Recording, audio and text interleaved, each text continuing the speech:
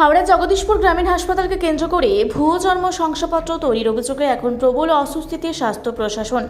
হাসপাতালের নামাঙ্কিত প্যাড, জলশিল, ভুয়ো ছাড়পত্র এবং নকল চিকিৎসা নথি ব্যবহার করে সরকারি পোর্টালে তথ্য তুলে আসলো জন্ম শংসাপত্র বার করার অভিযোগ উঠেছে।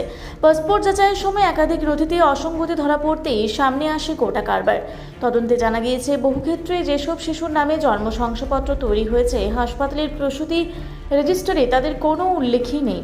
স্থানীয় দালাল চক্র, সাইবার পরিষেবা কেন্দ্র এবং স্বাস্থ্য কেন্দ্রের কিছু অস্থায়ী কর্মীর বিরুদ্ধে অভিযোগ উঠেছে। সৌভিক ও ভোলা নামে দুই কর্মীর নাম ঘুরছে তদন্তের কেন্দ্রে। এই পরিস্থিতিতে সোমবার স্বাস্থ্য কেন্দ্রে পৌঁছে চিকিৎসক, নার্স, সিএমওএইচ, বিএমওএইচ এবং অন্যান্য আধিকারিকদের নিয়ে বৈঠক করলেন রুদ্রনীল ঘোষ। বৈঠকের পরে তিনি বলেন, সিএমওএইচ, বিএমওএইচ, নার্স, আধিকারিক সকলে মিলে অত্যন্ত গুরুত্বপূর্ণ আলোচনা হয়েছে।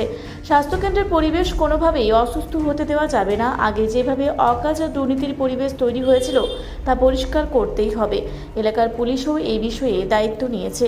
আমরা চাই স্বাস্থ্য ব্যবস্থা সুস্থ হোক। এই ধরনের অনিয়ম একটা বড় রোগের মতো ছড়িয়ে পড়ে, তাই কঠোর ব্যবস্থা জরুরি। এদিন ঘটনাস্থলে উপস্থিত হয়ে সিএমওএইচও কড়া বার্তা দেন। তিনি জানান, অনেক কথা আমরা শুনেছি, কিন্তু একটা কথা স্পষ্ট করে বলছি, যারা এই ঘটনার সঙ্গে যুক্ত তারা কোনো রকম সুরক্ষা পাবেন না। আগামী দিনে তাদের কাউকে দেখা যাবে না। সবাইকে নিরাপদ এবং স্বচ্ছভাবে কাজ করতে হবে। আজ বিধায়কের সামনেই সেই নির্দেশ দেওয়া হয়েছে। তিনি আরও জানান, 31শে মের মধ্যে আমাদের তরফে ইস্যু হওয়া সমস্ত শংসাপত্র সিআরএস পোর্টাল এবং জন্মমিত্র পোর্টালে যাচাই করা হবে। কোথাও কোনো অসঙ্গতি পাওয়া গেলে তা বাতিল করে দেওয়া হবে। এখন যে নতুন ব্যবস্থা চালু হয়েছে সেটাই কঠোরভাবে মানতে হবে। এখানে দ্বিতীয় কোনো মত নেই। ঘটনার জেরে সোমবার হাসপাতাল চত্বরে উত্তেজনাও ছড়ায়। অভিযোগ, দীর্ঘদিন ধরে দুর্নীতির সঙ্গে যুক্ত এক কর্মাধ্যক্ষকে বিজেপি কর্মীরা ধাক্কা দিয়ে হাসপাতালের বাইরে বের করে দেন। স্থানীয়দের বক্তব্য, যারা বছরের পর বছর এই চক্র চালিয়েছে তাদের বিরুদ্ধে শুধু তদন্ত নয়, দৃষ্টান্তমূলক শাস্তি চাই। এই ঘটনায় শুধু একটি স্বাস্থ্যকেন্দ্র নয়, সরকারি নথি তৈরির গোটা ব্যবস্থা নিরাপত্তা নিয়েই নতুন করে প্রশ্ন উঠতে শুরু করেছে। বিভিন্ন গরিব থেকে শুরু করে মধ্যবিত্ত করে না, কিন্তু এই হসপিটালে এক একটা পেশেন্টরা অভিযোগ করছে যে এই হসপিটালের ডাক্তাররা এমন এমন ওষুধ লিখে দেয় যেটা হসপিটালে পাওয়া যায় না, এবং এইখানে বলে দেওয়া হয় ডাক্তারদের যে ওই দোকানে গিয়েই কিনতে হবে, এবং ওই দোকানে গিয়ে কিন্তু এমন পরিস্থিতি পড়ে যে ওষুধ তারা কিনতে পারে না, সেই দোকানে পাওয়া যায় না, সেই দিকে তুলে। দেখুন, এই সমস্ত বিষয় নিয়ে আলোচনা হয়েছে যে যাতে মানুষকে রিলিফ দেওয়া যায়। হয়তো এমন কোনো ওষুধ প্রেসক্রাইব করা হলো, সেটা হয়তো গুণগত মানে ভালো, কিন্তু সবসময় গুণগত মানে ভালো কোনো জিনিস সব জায়গায় তো অ্যাভেলেবল থাকে না। যাতে ঠিক যে প্রশ্নটা করলেন, যাতে এখানে মানুষের কষ্ট না হয় সেইটা কিন্তু।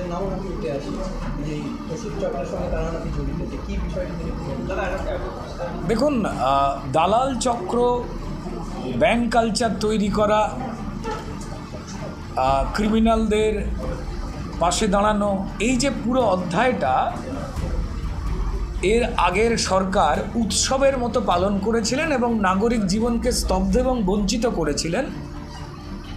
এবং তারা, যারা অত্যন্ত সুযোগ্য সরকারি অফিসার, তাদেরকে বহু ক্ষেত্রে তারা কাজ করতে দেননি।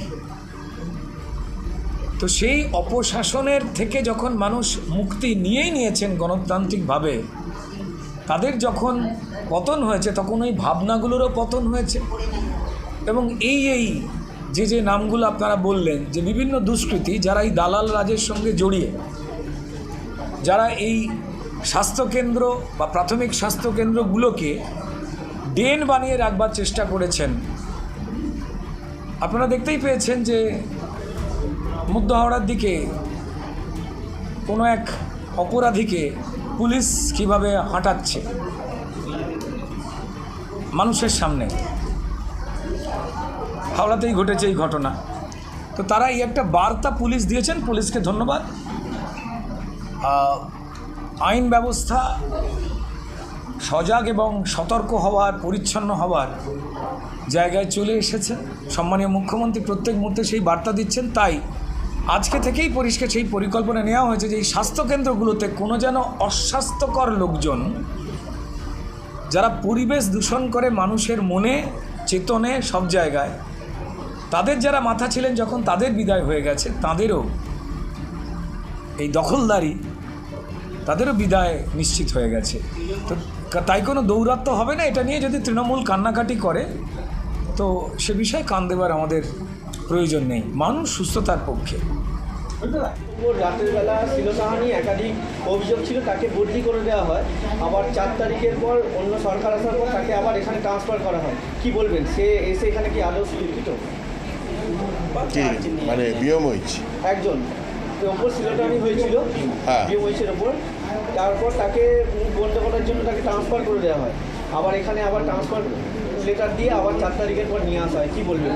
না, সে তো আমরা তাকে তো যা আমাদের সিদ্ধান্ত হয়েছে কিছুটা তো আমাদের ভেতরের সিদ্ধান্ত, যেগুলো আমাদের সবসময় করা। কিন্তু একটা কথা খুব ইনডিরেক্টলি আমি বলছি, প্রচ্ছন্নভাবে বলছি, এদের কোনোভাবে আশ্রয় পাবে না এরা। সামনের দিনগুলোতে এদের দেখতে পাওয়া যাবে না। বাড়িজগাছা ব্লক তো ছেড়ে দিন, অন্যান্য জায়গাতেও এবং সবাই সুরক্ষিতভাবে কাজ করবে, এটাই আজকে আমি আপনার মানে এমএলএ সাহেবের সামনে আপনাদের এটা অ্যাসুরেন্স দিয়ে গেলাম। আজকে স্যার, এসআইয়ের চলাকালীন সময় হ্যাঁ। সার্টিফিকেট, জন্ম সার্টিফিকেট, হ্যাঁ। এসআইয়ের চলাকালীন সময় সার্টিফিকেট নিয়ে বেশ কিছু খবর আমাদের সামনে আসে।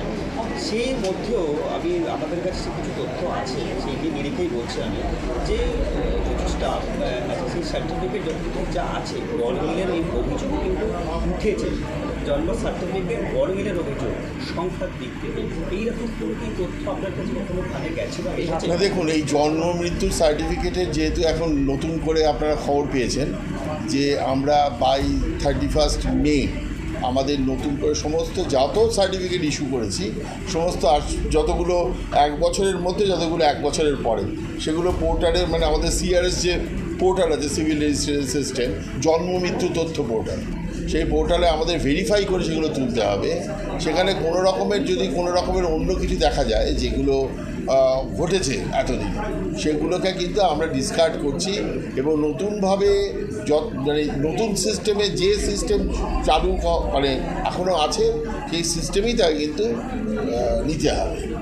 এখানে কোনো রকমের সেকেন্ড ওপিনিয়ন নেই, কারণ জন্ম সার্টিফিকেট তাকে সুষ্ঠুভাবে অ্যাজ পার গাইডলাইন তাকে সেটাই পেতে হবে। স্যার, একটা বিষয়, হাওড়া থেকে মণিশঙ্কর বিশ্বাসের রিপোর্ট, রূপসী বাংলা মিডিয়া।